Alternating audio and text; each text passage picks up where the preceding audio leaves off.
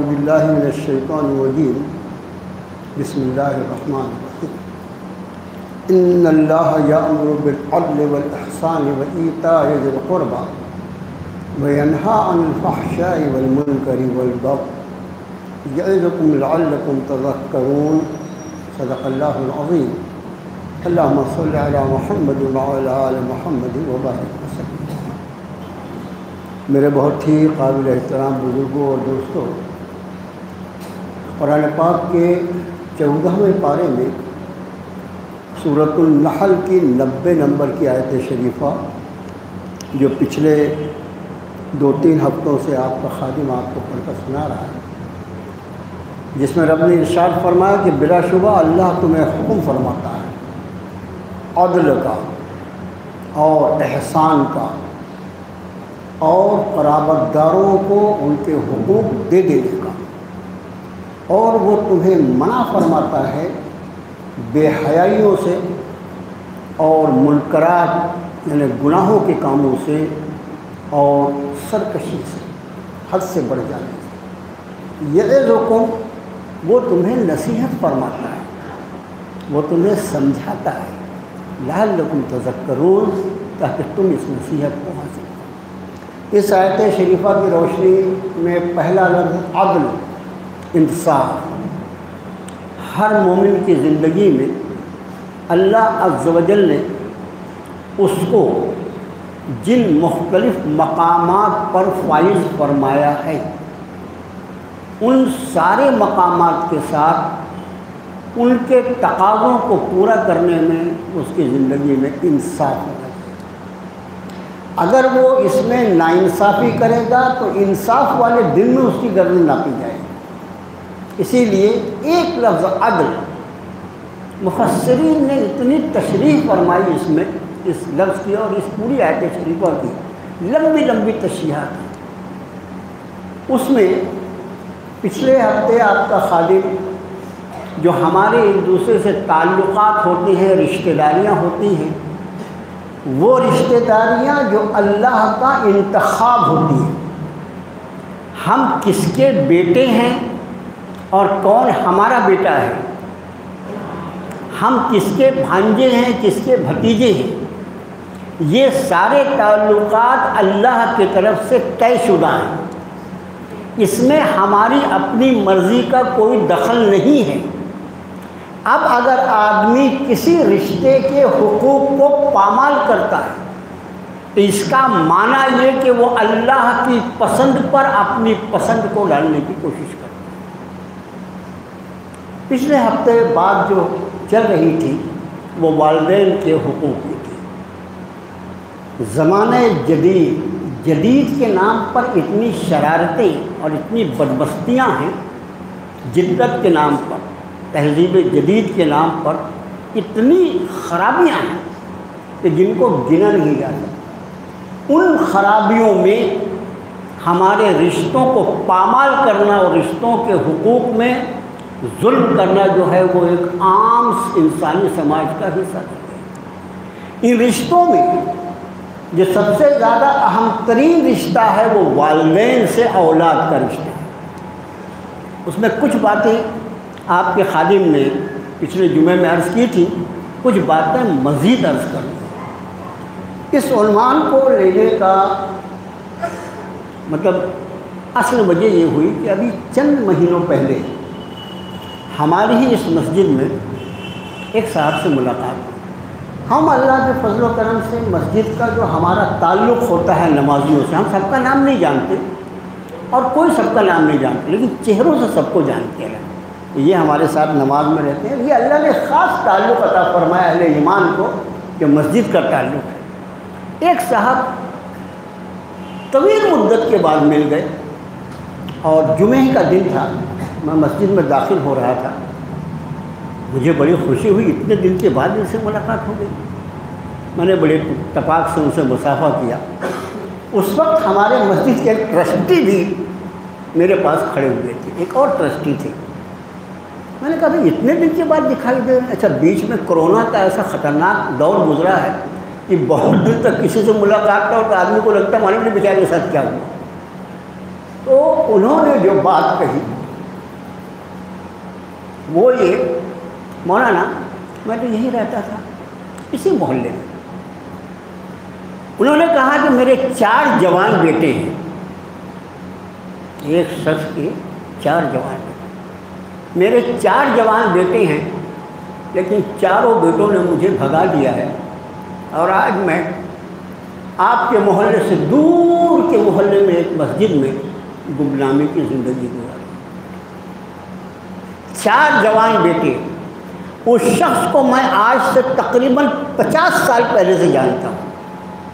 اس نے جو روزی روٹی کمائی ہے، آدمی کا روزی کا الگ الگ ذریعہ ہوتا ہے، الگ الگ طریقے ہوتے ہیں، اس کی پوری زندگی کھڑے ہو کر روزی کمانے میں گزری۔ جیسے پاور لوم چلانے والا بہت محنت کا کام ہے، بیچارہ مسلسل گھر تو کھڑا رہتا ہے، اور کئی ایسے کام ہیں۔ میں اس کو ذاتی طور پر جانتا ہوں کہ اس نے پوری زندگی کھڑے ہو کر روزی کمائی ہے، اور اتنی محنت کی روزی سے جن 4 بیٹوں کو پال کر اس نے جوان کیا، ان کو پڑھا لکھا کر کسی لائق کیا، ایک بوڑھے باپ نے اور ماں نے 4 بیٹوں کو پال کر جوان کیا، اور وہ 4 جوان بیٹے آج ایک بوڑھے باپ کو نہیں پال سکتے، آج وہ کسی مسجد میں فقیر کی طرح زندگی گزار رہا ہے۔ یہ ایک واقعہ جو ہمارے سامنے آ گیا۔ اب یہ بات ہوئی، اتنے میں جو ہمارے ٹرسٹی صاحب کھڑے ہوئے تھے، انہوں نے کہا مولانا یہ بالکل صحیح کہہ رہے ہیں، ان کا ایک بیٹا میرے گھر کے بازو میں رہتا ہے۔ اب پھر انہوں نے مجھے ایک مزید نام ایک علاقے کا بتایا، فلاں صاحب کو آپ جانتے ہیں؟ ہاں، میں نے کہا ابھی چند دنوں پہلے ان کا انتقال ہوا۔ بڑا درد مند دل رکھنے والا شخص، لوگوں کی خدمت میں دوڑنے والا شخص، کچھ دن پہلے ان کا انتقال ہوا۔ کہنے لگے ان کی بیوہ کا یہ حال ہے کہ ان کے بھی 3 بیٹے ہیں، جس بیٹے کے دروازے پہ ماں جاتی ہے وہ دوسرے بیٹے کا پتہ بتا دیتا ہے کہ وہ بھی تو تیرا بیٹا ہے، وہاں چلی جانا، میں کیسے تیرا بوجھ برداشت کروں۔ یہ ہمارا سماج ہے، مسلمانوں کا سماج ہے، یہ رحمت للعالمین کی امت ہے، یہ اس نبی کی امت ہے جس کی ذات عالی کو قرآن نے کہا وَإِنَّكَ لَعَلَىٰ خُلُقٍ عَظِيمٍ، اے نبی صلی اللہ علیہ وسلم آپ کے اخلاق کو اعلیٰ ترین درجے پر پائے۔ اس نبی کی امت کا حال اپنے بوڑھے ماں باپ کے ساتھ یہ، اس کے بعد یہ پوچھتی ہے کہ ہم پر یہ حالات کیوں آئے، ہماری مسجدیں کیوں چھینی جا رہی ہیں، ہم پر ظلم کیوں کیا جا رہا ہے۔ دوسرے باہر والے جو ظلم کر رہے ہیں، پہلے ہم دیکھیں کہ اپنے گھر کی 4 دیواری میں ہم خود کتنے بڑے ظالم، اپنا ظلم، اپنا پاپ، اپنا گناہ، اس کو ہم مدلل کرنے کی کوشش کرتے ہیں۔ ایسے لوگوں کو بھی ہم نے دیکھا ہے جن ظالموں کی زبان سے یہ بات نکلی، میرے ماں باپ مجھے پسند نہیں، میرے ماں باپ مجھے پسند نہیں ہیں، اس لیے ناپسند ہیں کہ میں کڑیل جوان ہوں، وہ بوڑھا ہے، میں پڑھا لکھا ہوں، وہ جاہل ہے، میں پینٹ شرٹ والا ہوں، وہ لنگی اور کرتا پہن کے گھومتا ہے، اس لیے اس کو پسند نہیں۔ ارے ظالم، یہ وہ ہیں جن کو تیرے ماں باپ کی حیثیت سے تیرے رب نے پسند کیا ہے، اپنے رب کی پسند کو تو رد کرتا ہے۔ اس پسند پر بات آئی تو آئے قرآن شریف کی آیت۔ میرے بھائیوں، یہ بات الحمدللہ ہر مسلمان جانتا ہے کہ گناہوں میں بدترین گناہ شرک۔ شرک کا گناہ کرنے کے بعد جو آدمی مشرک ہوتا ہے وہ اللہ کے نزدیک اتنا ناپسندیدہ ہے۔ قرآن میں سورۃ توبہ میں ایک جگہ فرمایا انما المشرکون نجس، یہ مشرک جو ہے نا یہ سراپا نجاست، گندگی غلاظت رہتی ہے نا، انما المشرکون نجس، یہ مشرک ناپاک ہیں، پلید ہیں، غلیظ ہیں، گندے ہیں، شرک جیسا گناہ۔ مگر بات ماں باپ کی جب آئی، بات آپ تھوڑا اس آیت شریفہ اللہ کا کلام ہے، کن حالات میں کیا بیان فرماتا ہے۔ ہمارا تو الحمدللہ یہ ہے کہ ہم لوگ پچھلی 7 پشت سے مسلمان ہیں، اور اللہ کرے گا قیامت تک ہماری نسلیں مسلمان رہیں، ہے نا۔ لیکن جس دور میں نزول قرآن ہوا وہ دور ایسا نہیں تھا، سخت آزمائشوں سے گزرے ہیں حضرات صحابہ، سخت آزمائشوں۔ باپ نے اسلام قبول کیا، بیٹے نے نہیں کیا، بیوی نے کیا، شوہر نے نہیں کیا، شوہر نے اسلام قبول کیا، بیوی نے نہیں کیا، عجیب۔ اب ایسے حال میں فرما رہے ہیں، سورہ لقمان کی آیت ہے کہ ہم نے حکم فرمایا اولاد کو کہ وہ ماں باپ کے ساتھ حسن سلوک کریں۔ وَإِن جَاهَدَاكَ عَلَىٰ أَن تُشْرِكَ بِي شَيْئًا وَلَا تُطِعْهُمَا وَصَاحِبْهُمَا فِي الدُّنْيَا مَعْرُوفًا۔ اب مجھے بتائیے، قرآن کہتا ہے اور اگر تیرے ماں باپ تجھ پر اس بات کے لیے دباؤ ڈالیں کہ تو شرک کر میرے ساتھ، تو ان کی وہ بات نہیں ماننا۔ فَلَا تُطِعْهُمَا، ان کی وہ بات نہیں ماننا۔ وَصَاحِبْهُمَا فِي الدُّنْيَا مَعْرُوفًا، اس کے بعد بھی دنیا کے معاملے میں ان کے ساتھ بھلائی کرتے رہیں۔ آپ مجھے بتائیے کون سے ماں باپ شرک کرنے کو، جو پکے مشرک ہوں گے؟ کوئی مومن، کوئی مسلمان اپنی اولاد کو بولے گا تو شرک کر کے جہنم کو اپنے لیے جگہ بنا لے، نہیں کرے۔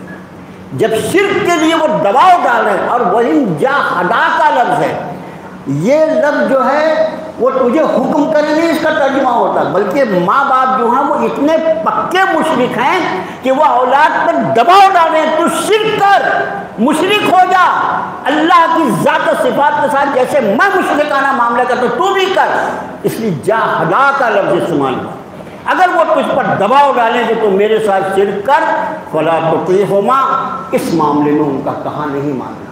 وَصَاحِبْهُمَا فِي الدُّنْيَا مَعْرُوفًا، اس کے بعد بھی دنیا کے معاملے میں ان کے ساتھ بھلائی کرنا۔ یعنی ماں باپ اگر مشرک ہوں، سورہ لقمان کی اس آیت سے یہ واضح ہوتا ہے کہ ماں باپ اگر مشرک ہوں، اس زمین پہ کیے جانے والے گناہوں میں سب سے بڑے گناہ کے مرتکب ہوں، اس کے بعد بھی وہ صاحب ہوما پھر دنیا معروف ہے۔ قرآن کہتا ہے ان کے ساتھ اس کے بعد بھی بھلائی کا معاملہ کرنا، ان کا شرک ان کے ساتھ، ان کے عقیدے کی خرابی ان کے ساتھ، ان کا جہنم رسید ہو جانا ان کے ساتھ، مگر میں نے ان کی کوکھ سے تجھ کو پیدا کیا ہے، تیرے باپ کے نطفے سے میں نے پیدا کیا ہے، تیری ماں کے پیٹ سے میں نے تجھ کو پیدا کیا ہے، ان کے ساتھ بھلائی کا معاملہ تو کرتے ہی رہنا۔ ان کا شرک جو ہے وہ بھی تیرے حسن سلوک میں آڑے نہیں آنا چاہیے۔ آپ انداز فرمائیں اس کے بعد کیا چیز رہ جاتی ہے ماں باپ کے ساتھ حسن سلوک کرنے کی۔ میرے بھائیوں، یہ بہت ہی نازک مسئلہ ہے، ماں باپ کے ساتھ حسن سلوک۔ اللہ کے رسول صلی اللہ علیہ وسلم کے صحابی کس کو کہتے ہیں، یہ بات الحمدللہ ہم اور آپ جانتے ہیں۔ مطلب حقیقت یہ ہے کہ جس طرح اللہ عز و جل نے انبیاء کو چن لیا، جن کو اس نے چاہا ان کو نبی بنایا۔ نبوت جو ہے وہ کوئی ایسی چیز نہیں ہے کوئی آدمی اپنے محنت اور مجاہدے سے حاصل کر، نہیں، وہ اللہ کا انتخاب ہے۔ سیدنا آدم علیہ السلام سے لے کر خاتم الانبیاء جناب محمد الرسول اللہ صلی اللہ علیہ وسلم تک اللہ کا انتخاب ہے، یہ کہ بعد دیگر نبی بھیجتا ہے، کوئی اپنی طاقت اور قوت سے نہیں۔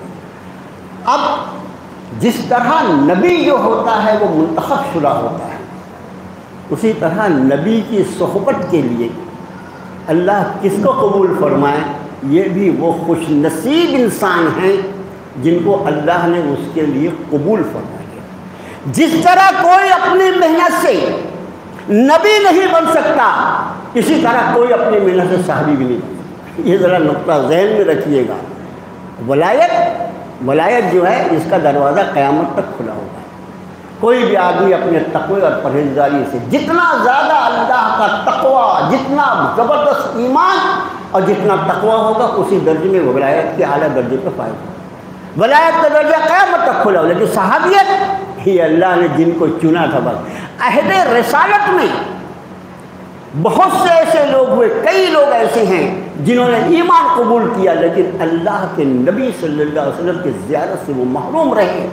اس لیے عہد رسالت پانے کے وجہ سے حضرت اویس قرنی رحمۃ اللہ علیہ، حضرت اویس قرنی رحمۃ اللہ علیہ کا نام سنا نا آپ نے، مشہور بزرگ ہیں، وہ شخص جن کے لیے اللہ کے رسول صلی اللہ علیہ وسلم نے فرمایا حضرت ابوبکر حضرت عمر سے کہ میرے بعد ان سے ملاقات کرنا اور ان سے کہنا وہ میری امت کے لیے دعا کریں گے، وہ اویس قرنی ہے یہ۔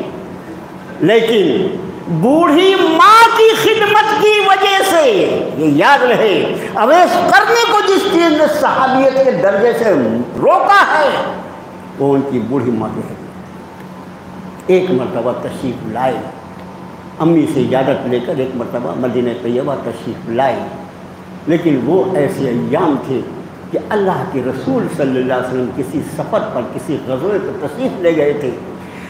امی کی خدمت ان کو نہ رکنے پر مجبور کرتی ہے کہ اگر میں زیادہ دن رک جاؤں گا تو امی جان کو پریشانی ہو جائے گی، اس لیے آئے تھے یمن سے، یہ قرن جو ہے یہ یمن کا علاقہ ہے، آئے تھے آپ صلی اللہ علیہ وسلم کی زیارت کرنے کے لیے، لیکن جب معلوم ہوا کہ آپ تشریف نہیں رکھتے ہیں تو رک نہیں سکتے تھے، واپس ہو گئے۔ ان کو عہد رسالت ملا ہے لیکن مقام صحابیت نہیں۔ انداز اب واقعہ ایک صحابی کا ہے، ایک صحابی بہت شدید بیمار، ان کا نام بھی میرے ذہن میں ہے لیکن نام بتانا ضروری نہیں، بہت شدید بیمار، اور ایسا لگتا ہے کہ بالکل دنیا سے چل چلاؤ کا وقت ہے۔ نبی کریم صلی اللہ علیہ وسلم کو اطلاع دی گئی، آپ فوراً تشریف لے گئے۔ وہاں جا کر آپ نے محسوس فرمایا کہ ان کی روح جو ہے ان کے جسم سے نکل نہیں گئی۔ وہ نبی کریم صلی اللہ علیہ وسلم ذات عالی ہے، آپ صاحب وحی ہیں، جبریل کا آنا جانا ہے۔ آپ نے فرمایا ان کی والدہ ہیں؟ ہاں، بوڑھی والدہ۔ بولا والدہ سے کہا کہ یہ واقعہ جو بتا رہے ہیں وہ ایک صحابی رسول کا ہے جس کے درجے کو ساری دنیا کے لوگ ملتے ہیں، ایک صحابی کے درجے کو ملتے ہیں۔ والدہ آئیں، آپ نے فرمایا کسی وجہ سے اس کی طرف سے تمہارا دل دکھا ہوا ہے، اس کو معاف کر دیتے تو بہت اچھا ہوتا، اس کے روح کے رک جانے کی وجہ تمہاری نہ رہے۔ ماں کا دل کچھ ایسا دکھا ہوا تھا، ماں کا دل کچھ ایسا دکھا ہوا تھا کہ وہ خاموش رہی۔ اللہ کے رسول صلی اللہ علیہ وسلم فرما رہے ہیں معاف کر دیتے تو نہ بھی کیسے کہہ سکتی تھی؟ وہ صحابیات تھی میرے بھائیوں، ہمارے جیسے خالی زبانی جمع خرچ نہیں تھا، وہ عمل کے پہاڑ سے، محبت رسول کے پہاڑ سے، دل بہت ٹوٹا تھا بیٹے کی طرف سے، خاموش رہی۔ اللہ کے رسول صلی اللہ علیہ وسلم نے محسوس فرمایا کہ ماں کو اتنی تکلیف پہنچی ہے کہ معاف کرنے کو نہیں۔ حضرت بلال صاحب تھے، فرمایا بلال لکڑیاں جمع کرو اور اس کو آگ لگاؤ، ہم اس کو اٹھا کر اس آگ میں ڈال دیں گے تاکہ میرا یہ ساتھی اس دنیا کی آگ میں جل جانے کی وجہ سے جہنم کی آگ سے محفوظ ہو جائے۔ ماں نے جیسے سنا تڑپ گئی، کوئی ماں اپنے بیٹے کو آگ میں نہیں دیکھ سکتی۔ پھر کہا اللہ کے رسول صلی اللہ علیہ وسلم میں نے اپنے بیٹے کو معاف فرما دیا، اس کی زبان سے یہ نکلنا تھا، اور اس صحابی کو لا الہ الا اللہ کے ساتھ اس کی روح قبض کر دی۔ ہمارے کتنے اعمال ہیں جن پر ہمارے ان گناہوں کے اثرات پڑتے ہیں، اس کا خیال رکھو۔ ایک صحابی رسول کی روح اس لیے رک سکتی ہے کہ ماں کا دل دکھا ہوا ہے، ہمارے والدین کا ہمارے بارے میں کیا خیال ہے؟ میرے بھائیوں بہت ادب سے عرض کرتا ہوں، اللہ نے بھی زندگی کا موقع عطا فرمایا ہے کہ وہ جن صاحب کا میں نے تذکرہ کیا اسی محلے کے رہنے والے ہیں، ان کے بیٹے اگر ہو یہاں، میں ان سے کہتا ہوں کہ ابھی زندگی ہے، ابھی بھی موقع ہے، اپنے باپ کو واپس لا لو، ورنہ زیادہ وقت نہیں گزرے گا، 15 سے 20 سال کا وقفہ ہوگا۔ جس طرح تم نے اپنے باپ کو بے گھر کیا ہے، تمہاری اولاد بھی تم کو بے گھر کر دے۔ آپ کہیں کہ بد دعا کیوں دے رہے ہو؟ میں نہیں کہہ رہا، جناب رسول اللہ صلی اللہ علیہ وسلم نے ارشاد فرمایا 2 گناہ ایسے ہیں، 2 گناہ ایسے ہیں جس کی سزا کا کچھ نہ کچھ حصہ دنیا میں بھی دے دیا جائے، کچھ نہ کچھ حصہ۔ یہ دنیا زمین جو ہے یہ سزا اور جزا کی جگہ نہیں ہے بھائی، جزا بھی بہت عالی ترین ہے اور سزا بھی بہت بھیانک ترین ہے۔ یہ زمین اس جزا اور سزا کو بھگتنے کی طاقت نہیں رکھتی۔ وہ تو مالک یوم الدین حشر کے بعد جزا اور سزا کا معاملہ فرمائے گا، لیکن سرکار دو عالم صلی اللہ علیہ وسلم ارشاد فرما رہے ہیں کہ 2 گناہ ایسے ہیں جن کی سزاؤں میں سے کچھ سزا اس کا بعض حصہ اس دنیا میں بھی دیا جاتا ہے۔ فرمایا ایک ماں باپ کی نافرمانی، اور دوسرا گناہ ہے ظلم۔ دیکھیں ہم اپنا محاسبہ کریں، ہماری زندگیاں اپ ٹو ڈیٹ تو ہیں، ہماری زندگیاں ان دونوں چیزوں سے کتنی۔ ایک صحابی رسول آتے ہیں، اللہ کے رسول صلی اللہ علیہ وسلم سے اپنے باپ کی کچھ شکایت۔ آپ صلی اللہ علیہ وسلم کے پاس جب کوئی معاملہ آتا آپ فوراً اس میں مداخلت فرماتے ہیں۔ میرے والد جو کچھ کماتے ہیں نا تو وہ ہمارے اپنی بہن پر خرچ کر دیتے ہیں اور ان پر خرچ کر دیتے ہیں، اور یہ ہے اور وہ ہے۔ آپ نے فرمایا جاؤ اپنے والد کو بلا لاؤ۔ کہو میں بلا رہا ہوں۔ بیٹا گیا، ہاں اب ابا کو حضرت سنائیں گے۔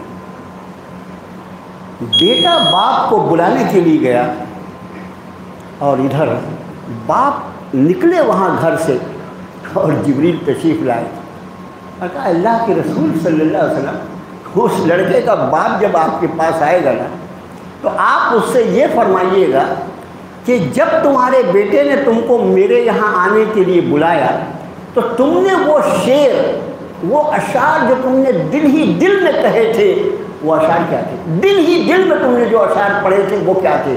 پہلے اس سے وہ اشعار سن لیجئے گا اور اس کے بعد پھر آپ فیصلہ فرما دیجیے گا۔ تو وہ صحابی رسول، ظاہر ہے کہ باپ بھی صحابی ہیں، بیٹے بھی صحابی ہیں، تشریف لائے، آپ کو سلام کیا۔ آپ نے فرمایا جب تمہارا بیٹا تمہیں بلانے کے لیے گیا تو وہ کون سے اشعار تھے جو تم نے دھیرے دھیرے بغیر آواز کے اپنے دل میں دہرائے؟ وہ شخص کہنے لگے اللہ کے رسول صلی اللہ علیہ وسلم، ہم آپ پر ایمان لائے ہیں اور ہر آنے والا دن ہمارے ایمان کو بڑھانے کا سبب بنتا ہے۔ میں نے اپنے گھر پہ جو اشعار کہے وہ دل میں کہے تھے، میری زبان سے بھی نہیں نکلے تھے کہ میرے کان سن سکیں، لیکن کیسا ہے اللہ جس نے آپ کو وحی کے ذریعے باخبر فرما دیا کہ میں نے کچھ اشعار کہے ہیں، اور پھر اس شخص نے ان اشعار کو عربی زبان کے پیش کیا جس میں یہ تھا کہ بیٹا جب تو چھوٹا سا تھا تو ہم نے سب کچھ تیرا اپنے لیے قربان کر دیا، سب کچھ اس پر لٹا دیا، اپنا آرام، اپنا چین، راتوں کی نیند، یہاں تک کہ جب تو کبھی بیمار ہو جاتا تھا تو ہمارا یہ ایمان ہے کہ موت کا وقت اللہ کی طرف سے لکھا ہوا ہے، اس کے بعد بھی ہمارا دل دھک دھک کرتا رہتا تھا کہ کہیں تیری موت نہ واقع ہو جائے، اور ہم رات اور دن تیری پہرے داری کرتے رہتے تھے، وغیرہ وغیرہ۔ کافی لمبے اشعار تھے، ایسے اشعار جن کو سن کر اللہ کے رسول صلی اللہ علیہ وسلم کی آنکھوں میں آنسو آئے۔ ایک باپ اور ایک ماں اپنے اولاد کے لیے جو کرتی ہے اس کی کوئی فہرست بنائی جا سکتی ہے۔ دوسری بات یہ ہے کہ کوئی ماں باپ اپنی اولاد کی پرورش اس لیے نہیں کرتے کہ جب میں کل بوڑھا ہو جاؤں گا تو یہ میرے بیٹے میرا سہارا بنیں گے۔ اللہ گواہ ہے، میں بھی کئی بچوں کا باپ ہوں۔ کوئی باپ جو ہے وہ بیٹوں کی اس لیے پرورش نہیں کرتا، اپنا سب کچھ ان پہ قربان کر دیتا ہے، اپنی کمائی کا آخری پیسہ بھی ان پر قربان کرتا ہے، لیکن بدلے میں کسی چیز کی باپ کی تمنا نہیں۔ اس باپ کے ساتھ آپ نے اس کے اشعار سنے، آپ کی آنکھوں سے آنسو جاری ہو گئے۔ فرمایا کہ کیا معاملہ ہے یہ بچہ؟ اور ان صحابی نے پورا واقعہ بیان فرمایا کہ اللہ کے رسول صلی اللہ علیہ وسلم یہ جو کہتا ہے کہ میں اپنی ساری کمائی رشتہ داروں پہ خرچ کرتا ہوں، اسی کی پھوپھی ہے، میری بہن ہے اللہ کے رسول صلی اللہ علیہ وسلم جو بیچاری بے سہارا ہے، میں اپنی کمائی کا ایک بڑا حصہ اس بے سہارا خاتون پر خرچ کرتا ہوں، اس لیے کہ بہرحال وہ میری بہن ہے، اور وغیرہ وغیرہ۔ یہ سب کچھ سن کر آپ صلی اللہ علیہ وسلم نے اس بچے کے کپڑے کا یہ حصہ پکڑا اور اس حصے کو پکڑ کر اس کو ڈھکیلا اس کے والد کی طرف اور کہا جا، تو بھی تیرے باپ کا ہے اور تیرا سارا مال و متا بھی تیرے باپ۔ میرے بھائیوں خوب سمجھ، ماں باپ کے ساتھ حسن سلوک اللہ اور اس کے رسول کو راضی کرنے کا زبردست ذریعہ، لیکن یہ بھی خیال رہے، میں نے جو پچھلے جمعے میں عرض کیا کہ جس چیز کے جتنے فضائل اور فضیلت ہوتی ہے اس کے عمل نہ کرنے پر اس کا گناہ بھی اتنا ہی شدید ہوتا ہے، یہ خیال رہے۔ معاشرہ بہت زیادہ اس گناہ کا شکار ہے، ماں باپ کے ساتھ حق تلفیاں، ان کو جھڑکی دینا، ان کو ڈانٹ دینا، ان کو ڈانٹ دینا۔ اور بعض وہ لوگ، میرے بچپن میں میرے والد صاحب کے ساتھی تھے، یعنی آج سے 50-60-65 سال پہلے کا واقعہ، ایک ساتھی تھے اور والد صاحب ہم بہت ہی غریب گھرانے کے، وہ بھی بیچارے بہت غریب تھے، اور ہمارا بالکل بچپن تھا۔ ایک بھی ان کا لڑکا نہ جانے کیا ہوا کہ وہ باپ بہت بوڑھے تھے، اس وقت بھی بہت بوڑھے تھے، وہ اس باپ کو اس نے ڈھکیل دیا، اور ڈھکیل کر اس وقت جو آنگن ہوتے تھے بارے عام طور سے پڑپے کے ہوتے تھے، ہم چونکہ قریب میں رہتے تھے، جب آواز آئی تو ہم اپنے گھر سے نکل کر اس پڑپے میں سے جھانک رہے تھے کیا ہو رہا ہے۔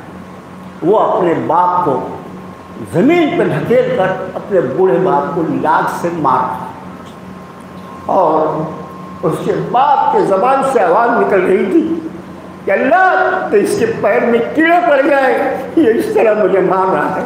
میں آپ کو بتاتا ہوں، منبر رسول کے قریب بیٹھ کر میں نے خود اس کی بعد کی عمروں میں اس لڑکے کو، اس کے والد کا انتقال ہو گیا، لیکن اس لڑکے کے پیر میں کیڑے پڑتے ہوئے میں نے اپنی آنکھوں سے دیکھا ہے۔ مسلمانوں، یہ ماں باپ، یہ باپ جس کی دعا پیغمبر کی دعا کی طرح ہو، ماں کی دعا کیسی ہوگی؟ اور جب ان کی دعا پیغمبر کی دعا کی جیسی ہے، ان کی بد دعا کیسی؟ بد دعا دینے کے لیے الفاظ کا استعمال کرنا ضروری نہیں ہوتا، زبان کا ہلانا ضروری نہیں ہوتا، بد دعائیں اور دعائیں دل سے نکلا کرتی ہیں، اور جب دل سے کوئی چیز نکلے اس کے اور اللہ کے درمیان کوئی حجاب باقی نہیں ہے۔ اس لیے بہت ادب سے نوجوان نسل۔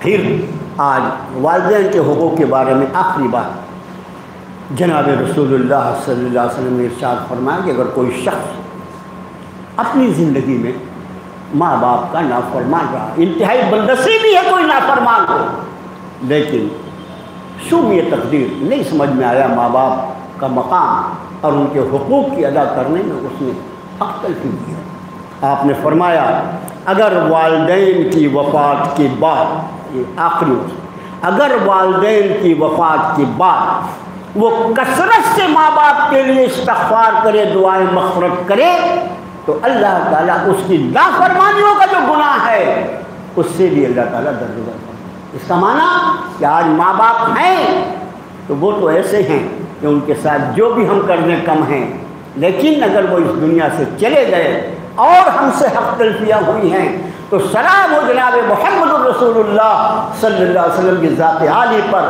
اس کا حل بھی امت کو دے کر گئے ہیں، اور وہ یہ کہ اپنے مرحوم والدین کے لیے کثرت سے استغفار کیا جائے۔ جتنا زیادہ استغفار کیا جائے گا مرحوم والدین کے لیے، اتنا زیادہ ان کے حقوق کی ادائیگی میں وہ مددگار ثابت ہوگا۔ اس لیے کہ زندگی میں جو ان کے حقوق تھے، ان کی وفات کے بعد جو ان کا حق باقی ہے، ان کے احسانات کا بدلہ کیا دیا جا سکتا ہے سوائے اس کے کہ ان کے لیے دعائیں مغفرت کی جائے۔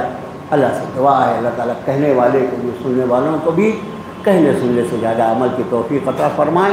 صلی اللہ تعالیٰ علی خیر خلقہ محمد۔